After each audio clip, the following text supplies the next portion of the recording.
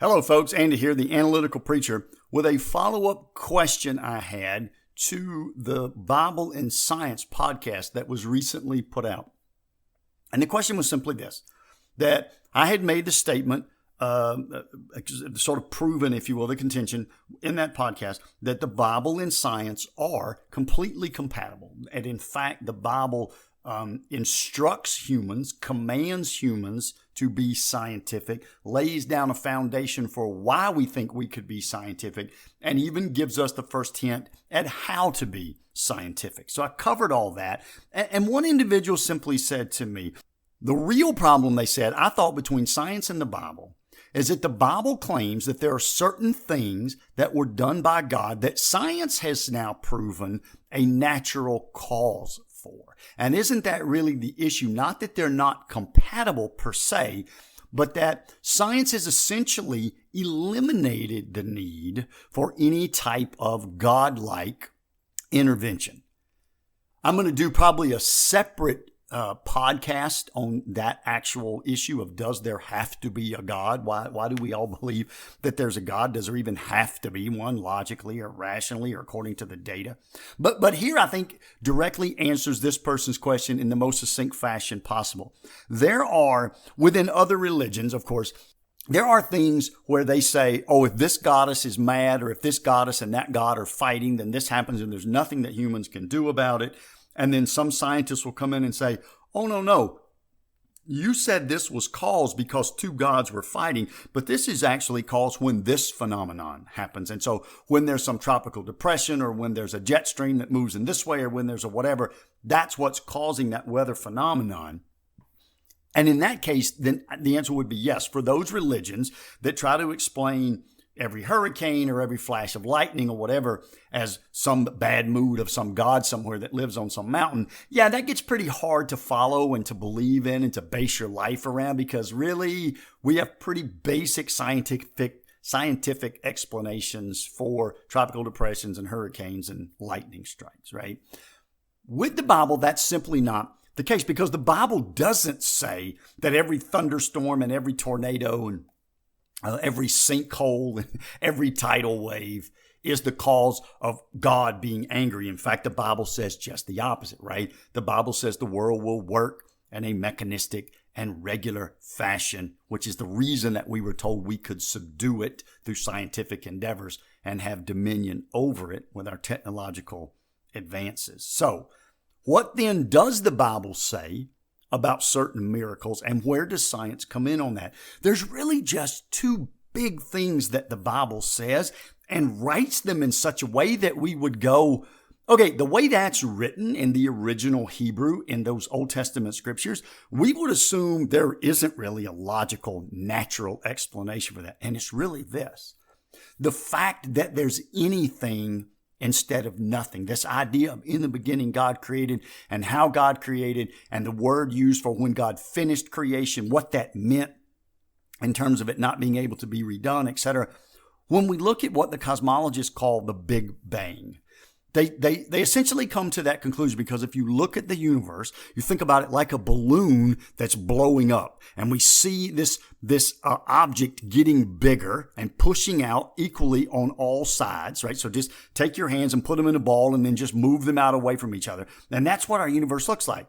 So if you say that and then you rewind time, you would assume that eventually the universe comes in and collapses and collapses and collapses until it's just one small dot. And here's the problem with that. Where did all the material, where did all of the matter and the energy come from to begin with? We know our universe is not eternal. That would violate the consequences of the second law of thermodynamics. We know our universe really is not eternal because of its expansion and then implied subtraction if we rewound time. So if the universe is not eternal, if stuff hasn't always existed, then where did stuff come from? And how did stuff get from this little tiny dot at the beginning? And again, the Bible says in the beginning, God created these things.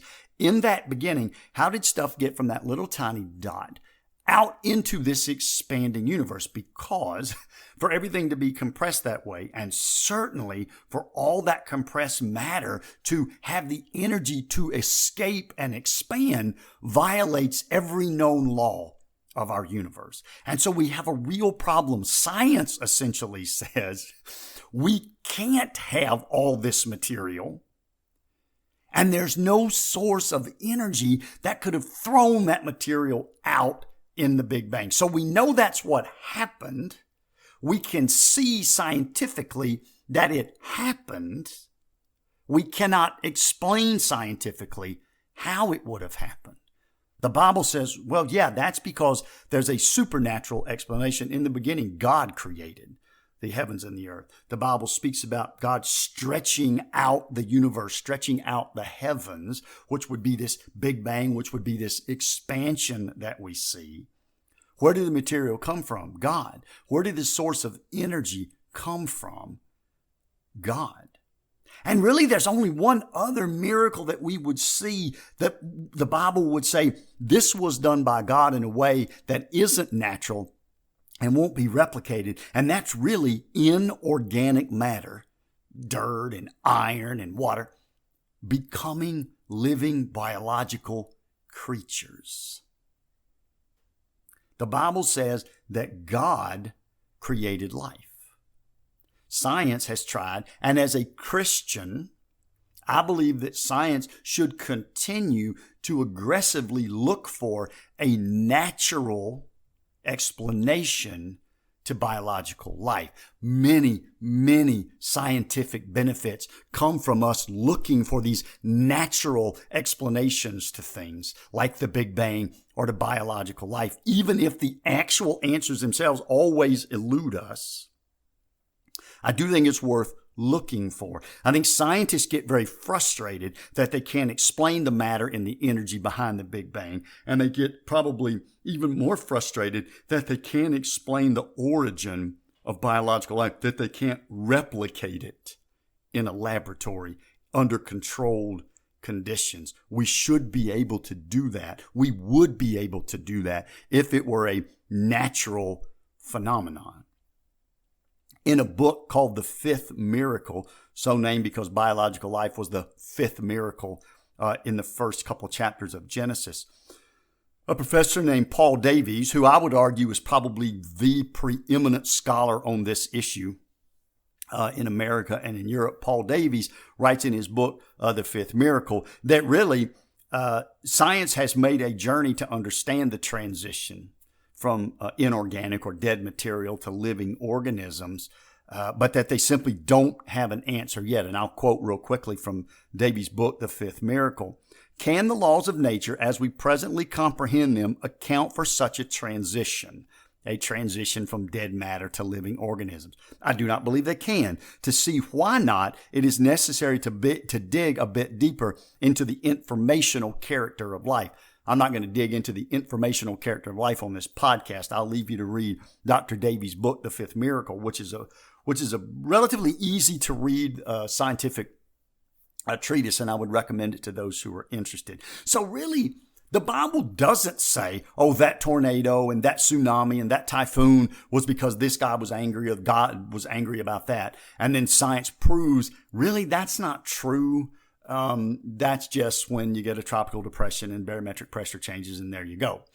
No, what the Bible says is, in the very first chapters of the book, there's really only a couple of things. In the beginning, God created a world from nothing that hasn't always existed, and he blew that world out. He spread it out in a way that there wouldn't be a natural source of energy to account for.